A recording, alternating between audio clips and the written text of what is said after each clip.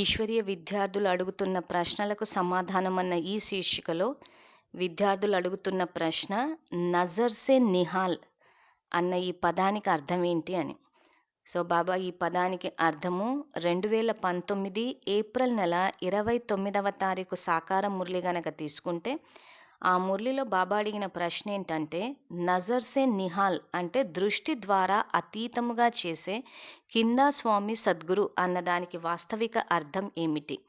ఈ ప్రశ్నకు బాబా ఇచ్చిన సమాధానము ఆత్మకు ఎప్పుడైతే తండ్రి ద్వారా మూడవ నేత్రము లభిస్తుందో మరియు ఆ నేత్రము ద్వారా తాను ఎప్పుడైతే తండ్రిని గుర్తిస్తుందో అప్పుడు తాను అతీతంగా అయిపోతుంది, అనగా తనకు సద్గతి లభిస్తుంది.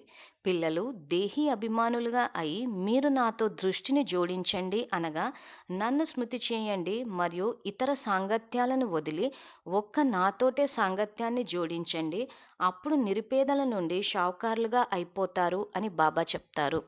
సో ఇక్కడ ఈ నజర్ సే నిహాల్, నజర్ అంటే దృష్టి, నజర్ సే నిహాల్, నిహాల్ అంటే అతీతంగా అయిపోవడం.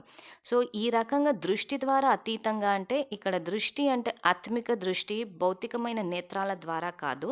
సో దీనికి బాబా ఏమంటారు, ఆత్మకు ఎప్పుడైతే తండ్రి ద్వారా మూడవ నేత్రము, సో మూడవ నేత్రం అంటే జ్ఞాన నేత్రము. సో బాబా మనకి మీరు ఆత్మ అన్న జ్ఞానాన్ని ఇచ్చారు. సో ఎప్పుడైతే ఆ జ్ఞానం లభిస్తుందో మరియు ఆ నేత్రము ద్వారా తాను ఎప్పుడైతే తండ్రిని గుర్తిస్తుందో అప్పుడు తాను అతీతంగా అయిపోతుంది.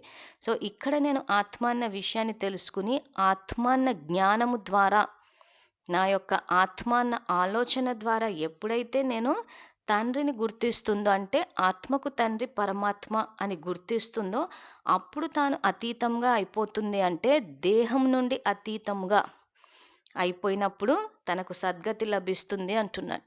సో దీన్నే బాబా నజర్ సే నిహాల్ అంటే దృష్టి ద్వారా అతీతంగా చేయడం. అంటే బాబా మూడవ నేత్రాన్ని, జ్ఞాన నేత్రాన్ని ఇచ్చి మనను దేహము అన్న స్థితి నుంచి అతీతంగా తీసుకెళ్ళి సద్గతి అనంటే సత్యయుగానికి.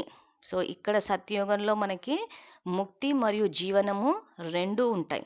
సో ఆ రెండు మనకి లభిస్తాయని చెప్పేసి బాబా చెప్తున్నారు. పిల్లలు దేహీ అభిమానులుగా అయి మీరు నాతో దృష్టిని జోడించండి.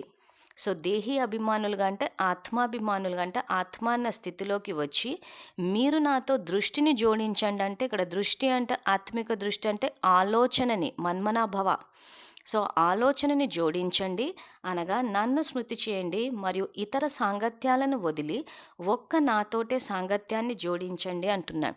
సో ఎప్పుడైతే ఆ రకంగా ఆత్మ అన్న స్థితిలో సంకల్పం ద్వారా బాబాతోటి దృష్టిని అంటే మన యొక్క బుద్ధి ద్వారా బాబాని తలుచుకుంటాము, అప్పుడు ఇతర సాంగత్యాలను వదిలేసి ఒక్క బాబా సాంగత్యంలోకే గనక వస్తే నిరుపేదల నుండి షావుకారులుగా అయిపోతారు అని బాబా చెప్తారు. సో నజర్ సే నిహాల్ అంటే దృష్టి ద్వారా అతీతము, దృష్టి అంటే ఆత్మిక దృష్టి, అంటే బాబా ఇచ్చే జ్ఞాన నేత్రము, మూడవ నేత్రము. ఆ జ్ఞానము ద్వారా గనక బాబాని తలుచుకుంటే ఈ దేహం అన్న స్థితి నుంచి అతీతంగా వెళ్ళిపోతాము. సో దీన్నే బాబా నజర్ సే నిహాల్ అంటున్నారు.